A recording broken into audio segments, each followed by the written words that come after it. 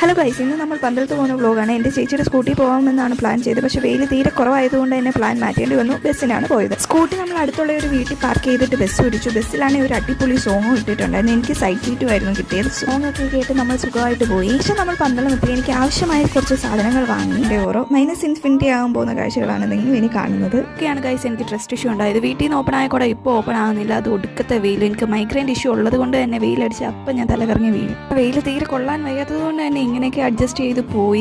ശേഷം അത് റിപ്പയർ ആക്കാൻ കൊടുത്ത് റിപ്പയർ ആക്കി കിട്ടി.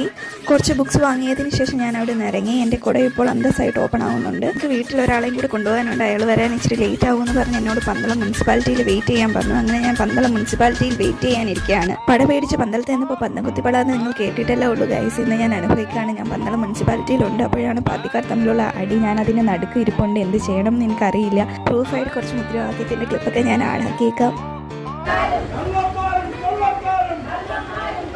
ഇതിനിടയിൽ മേടിച്ചു വെച്ച സ്പ്രൈറ്റും ബിങ്കോയും അൺബോക്സ് ആക്കി കഴിച്ചു തുടങ്ങിയിട്ടുണ്ടായിരുന്നു. ശേഷം ഞാൻ മുനിസിപ്പാലിറ്റിയിൽ നിന്ന് ഇറങ്ങി. ഇദ്ദേഹത്തെയാണ് ഞാൻ വെയിറ്റ് ചെയ്തിരുന്നത്. വേറെ ആരുമല്ല, എൻ്റെ മാതാശ്രീ. കുറച്ച് കാര്യങ്ങളൂടെ ശരിയാക്കാനുണ്ടായിരുന്നു. അതെല്ലാം ശരിയാക്കിയിട്ട് ഒരു സംഭവബഹുലമായ ദിവസമായതുകൊണ്ടും വീഡിയോയ്ക്ക് ലെങ്ത് കൂടുന്നതുകൊണ്ടും ഞാൻ ഇവിടെ വെച്ച് വീഡിയോ അവസാനിപ്പിക്കുകയാണ്. ബാക്കി സെക്കൻഡ് പാർട്ടിൽ ഇട്ടേക്കാം. അപ്പോൾ ഓക്കെ, ബൈ.